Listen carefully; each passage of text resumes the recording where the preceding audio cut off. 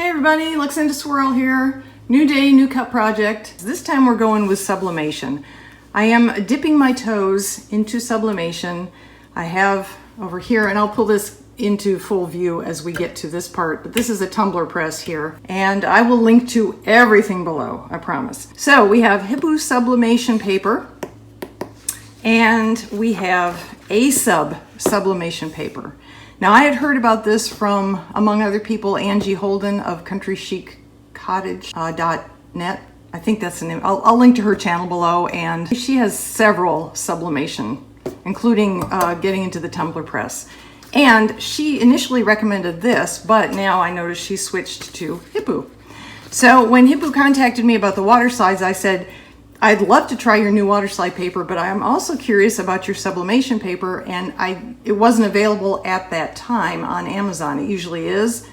At that moment when he contacted me, it hadn't been available, so I said, is it going to come back on Amazon? And he said, well, I'll just send you some. So this is another instance where I paid for one because it was what was available and I had heard good things about it, and then I was given another in order to try it out because I said I would like to. In spite of all that, my opinions will be totally straightforward. If this one's just that much better, I will say so, I promise. And you're gonna watch me do this. I do not have a lot of experience. I have sublimated 2 tumblers so far. Here's one I have currently in my possession. This has that nasty F-bomb thing that I love so much.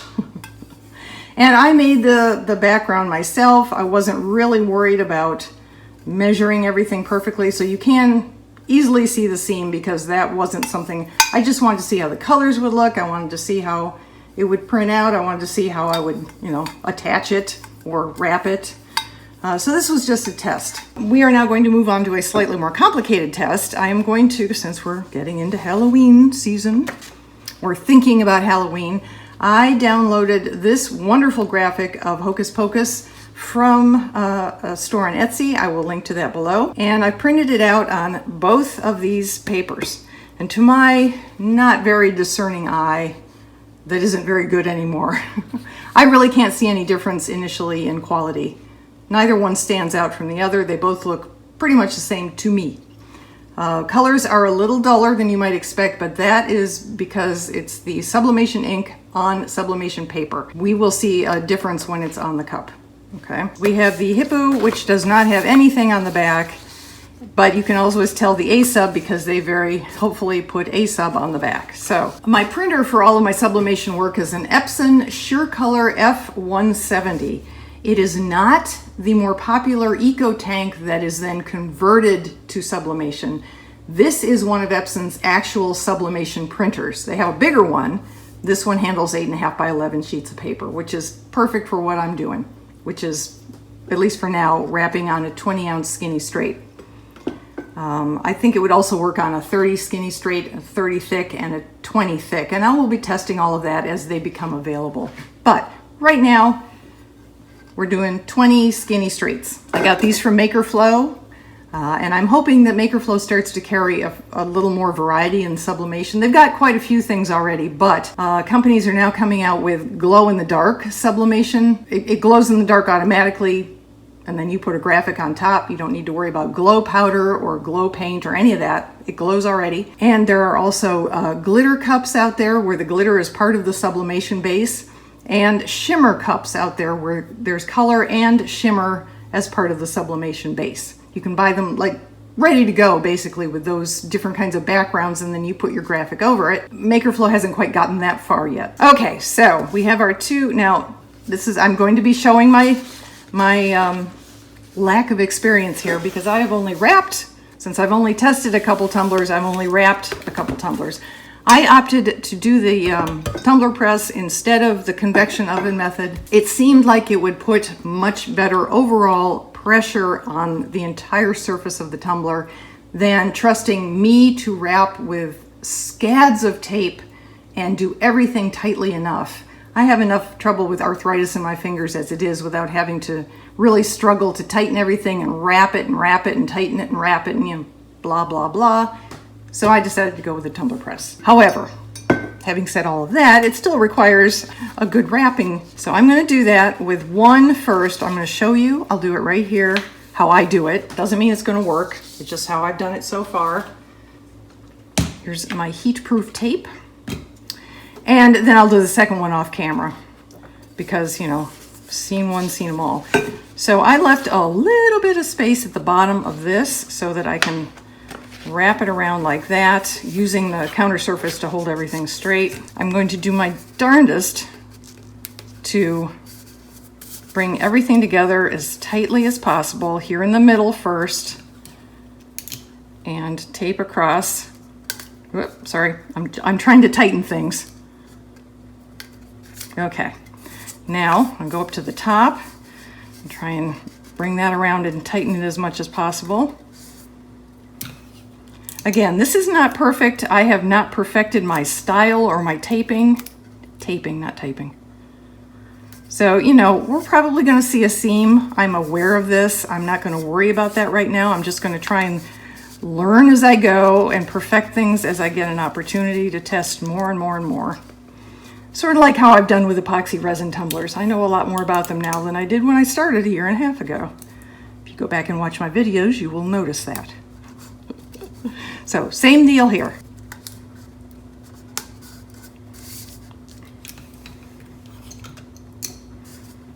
Now, supposedly you can get away with 3 pieces of tape.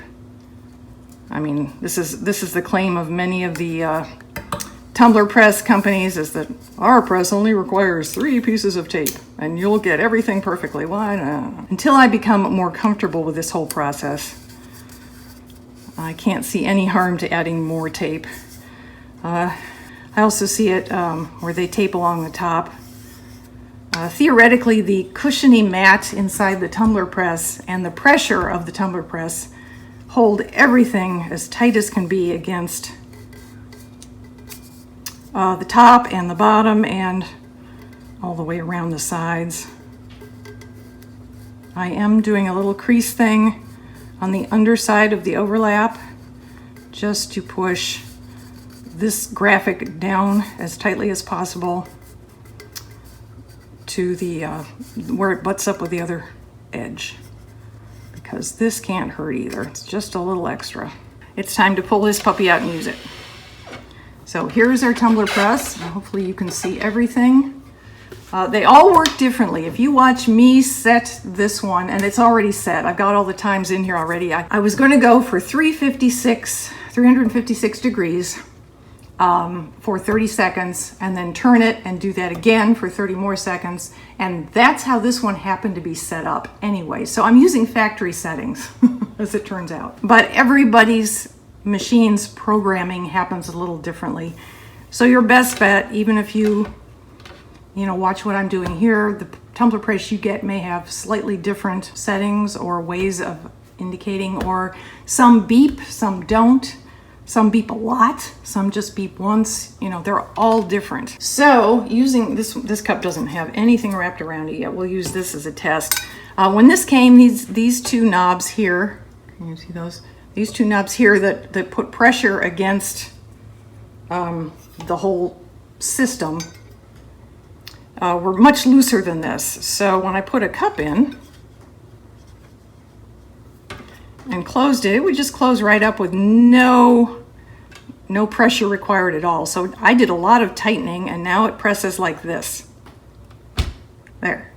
And that seems to be just about right. You don't want to apply so much pressure that you have to basically put your whole body weight into it to close the device. At the same time, you don't want it to be so loose that, there's no pressure at all against the cup. So I've tightened mine to the point where it gets tight here, and then I still have to pull before it locks in place. All right, so what we're gonna do is I'm gonna heat this up. When it's ready to go, I'm gonna put my tumbler in here with the seam facing forward.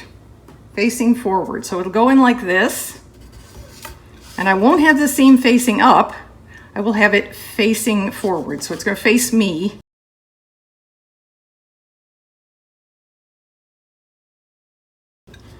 And then we're going to close this. And then after 30 seconds, the timer will indicate, it'll count down. 30 seconds is over. I will have my gloves on. But this isn't hot right now. And I will turn it around so that the seam is now facing back that way. And I'll close it again and set it to go again for another 30 seconds. When that's done, I'll open it, I'll take it out, I will set it to the side to cool. I will insert the next one once temperature comes back up to 356 again. Let's turn it on and see what happens. Wish us luck. Here we go. Oh, yep. All right. So it's going to show the temperature on the top and the seconds on the bottom. There's a CF button right here. Oops. So it's as easy as tapping that, for me anyway. That's centigrade. Tap it again. Fahrenheit. So I'm going to leave it on Fahrenheit this time. It may reset every time I turn it off. I don't know.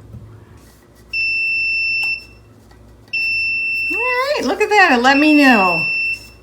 Just like a good little machine should. All right, this is the one you saw me wrap a moment ago. I'm going to put it in very carefully. I want it to be halfway from the ends. And I'm going to pull it shut. Now it's going to count down. I forget if it beeps again when it hits 0, but we'll stand here and watch it.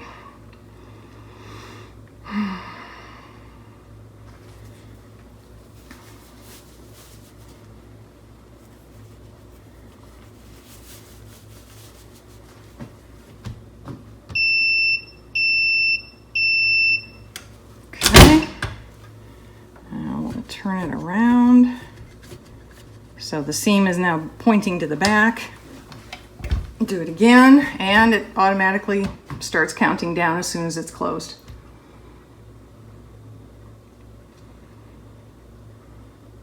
Meanwhile, I've gotten this other one wrapped, so we'll do that next. And we'll see how they both turned out. I like that it gives you a warning.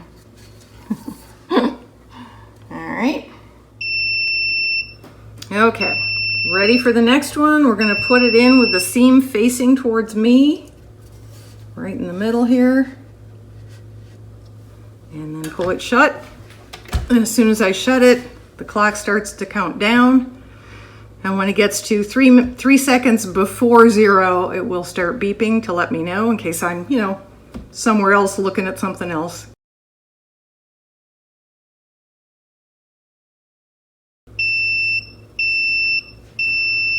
Okay. Oh. Yeah, I still need to adjust that back. Turn the seam around so it's facing the back. Close it up again, and it will start counting down again. Open it up. I'm going to turn it off at this point. Take this out, put it aside to cool. I'm going to turn the whole thing off. This was our first cup, so let's see how this turned out. This was the very first one I did. Now we're just going to rip this off. Looks good, looks good. Oh, there it is, folks. Hocus pocus. There is a bit of a seam, really not a problem. For most of these cups, I plan on putting a layer of resin with Marabou Rainbow alcohol ink in it on them anyway. Might be able to do something else with the bottoms as well, instead of leaving them stark white. So in that case, the seams will hardly show. I deal with seams anytime I do a wrap, whether it's a water slide vinyl, rice paper, whatever. There's almost always a seam. Still see tape ghosting. That's unfortunate. So maybe I should switch to straight tape all the way down and not do it across. Let's take our other one.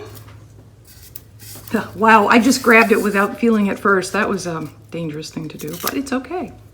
Luckily for me, you would have heard me screaming otherwise.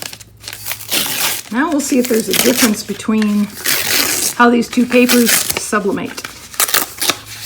Now this one's a little more obvious, the seam. Okay, this one I just took off. This is the Hippo, and the other one I took off first was the A sub. That was the first one. So that means this is the A sub, and that's what that seam looks like. And then this is the Hippo, and that's what that seam looks like. But again, don't forget to factor in user error here because I'm still learning. How do the colors look next to each other? How does the sharpness look? Honestly, I could not tell the difference. The clarity is beautiful. The colors are beautiful.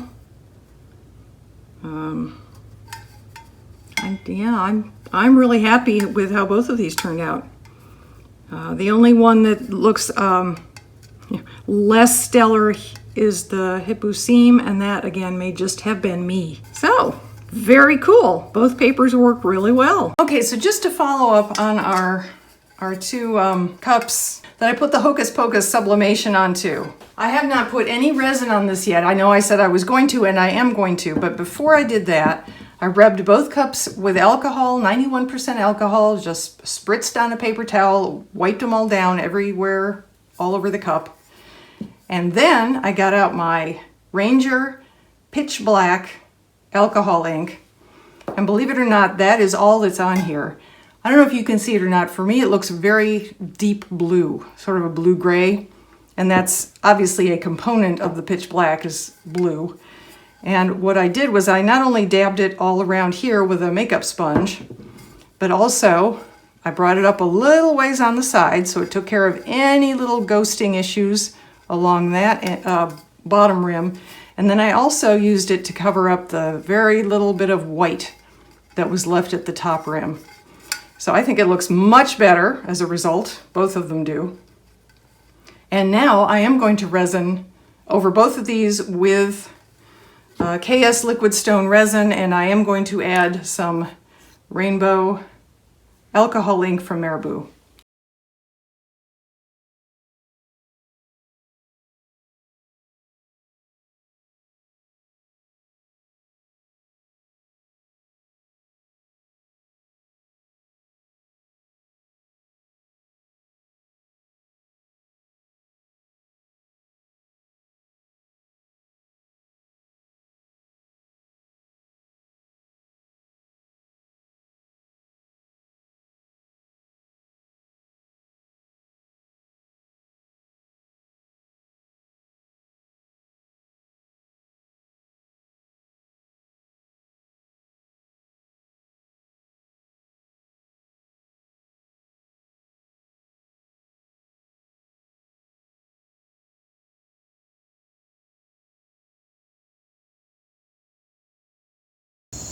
Okay, so here's the finished result.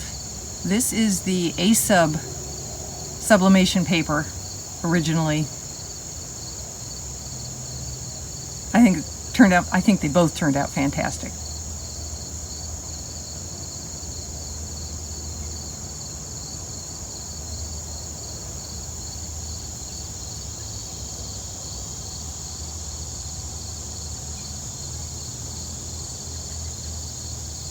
And this is the Hippo paper used for sublimation.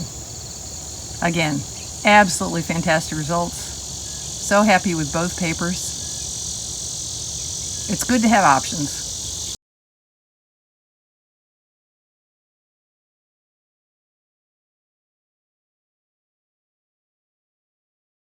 Can't wait to try more with my tumbler press. I just love how these turned out.